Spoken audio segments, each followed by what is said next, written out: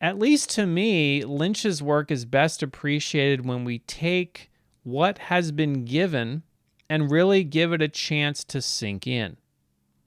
Lynch's genius is intuitive after all, which is why seeking explicit answers to the implicit questions raised in the show amounts to really just a fool's errand. Thankfully, I was born a fool, so I will happily embark on such an absurd undertaking and will hopefully learn from this experience. And if anything, the joke is on me and it's on all of us if we attempt to assign clear and objective meaning to a show which came from an artist who never intended such a thing in the first place. And to be fair, it really didn't come from the mind of David Lynch at all, but it rather came through him from somewhere else. If anything, Lynch is merely the assembler and the presenter of the ideas, or perhaps a conduit, and it's the unified field of pure conscious awareness that really gets all the credit. That is, if you believe that kind of garbage. Now, in other words, trying to understand Twin Peaks in terms that will satisfy the analytical side of the house will yield little results. At least this video will. As the intellect is merely the servant and the intuition is the master. The reason we like the show in the first place is on account of all of the ambiguity, all of the mystery. To fully explain and give away the show utterly and completely is to reduce it to something far less than what it really is. Now think about a magic trick, for example. It's a mystery that compels you in a way that is much more interesting if you don't really understand the technical details of how the trick was accomplished. Once you're shown how this was done, well, then you kind of forget about it. It's not interesting anymore, and you just move on to the next thing. Now, in the same way, if life becomes predictable, devoid of mystery, no more ambiguity, no more surprises, are you really living life at all? If every technical detail of existence were known to you, how would you feel about your life? What would be the point? So be careful what you ask for. And besides, given the way Lynch operates creatively as a film director and how ideas can come to any of us, we don't really need to know quite what it means, at least not when we're just starting an idea and just seeing where it leads to. The real gold here is just to recognize that the idea itself is something which can inform reality in a way, but the way in which it informs reality is something that takes on a life of its own. Now, we can leave inspiration to work through us, or we can try to micromanage it through meaning and interpretation to the nth degree, but that's not really part of the creative process. So then I realize quite fully that I may be skirting this boundary quite often in the series. However, my interpretations of Twin Peaks are my own.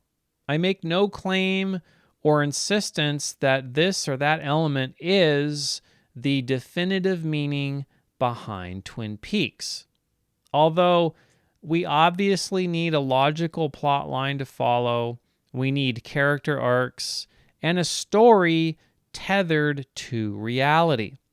Otherwise, it might as well be a pure experimental art film, spoiler alert, in a lot of places it is, which Twin Peaks isn't really an art film, though. Now, at least not completely. Just don't expect me to deliver explanations that can be readily parsed by the analytical mind alone. We must account for the depth of human emotion and spirituality if we want to really explore Twin Peaks as fully as we can. And with an analysis such as this one, we are corrupt in our thinking or have fallen under a false illusion if we are to believe that meaning should be given to us when we are perfectly free to explore and experience the depths of artistic expression for ourselves.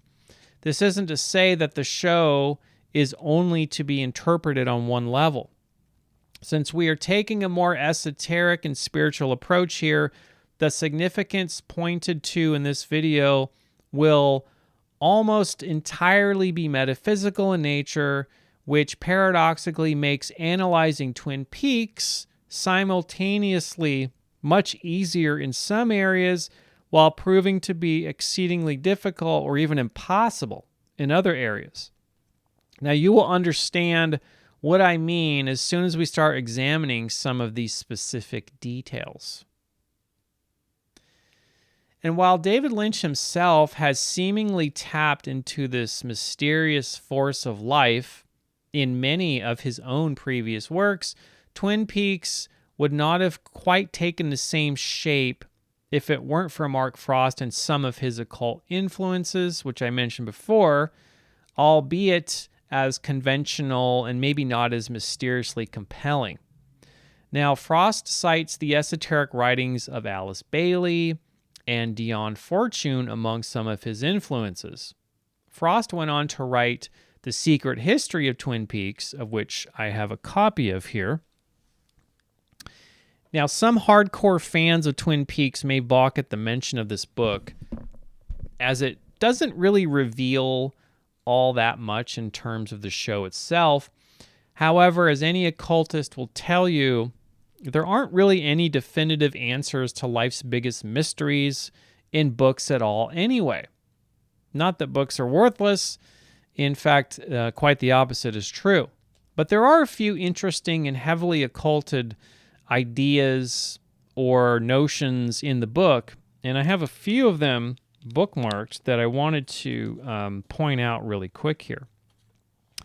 And I'll say, I got this book for this video project, and I know Frost has the other one that's out there too, but I was actually pretty disappointed in this book here, to be perfectly honest. And I don't want to say anything bad about Mark Frost, but here's a few references, and these in my mind are just kind of like sort of obvious choices. I mean, there's a section a little bit here on Crowley, and there's a picture of Aleister Crowley here, which I think his influence, personally, I think his influence is a little overstated in the history of occultism. And then there is this beautiful wood carved owl, this giant owl in the forest, the redwood forest of California. I've been in this area, and this is like this is the Bohemian Grove owl. So that's definitely some very interesting material there. And a lot of this book kind of goes into the history of the area. It doesn't, and it hints at UFOs and that kind of stuff. But I was a little underwhelmed from the book in general. And then there's another at the very end here. There's another owl depicted, and let me see. This says, "The owls may indeed not be what they seem, but still serve an imperative function. They remind us to look into the darkness." So that's probably the biggest clue in this whole book about really what Twin Peaks is about. So take that for what you will.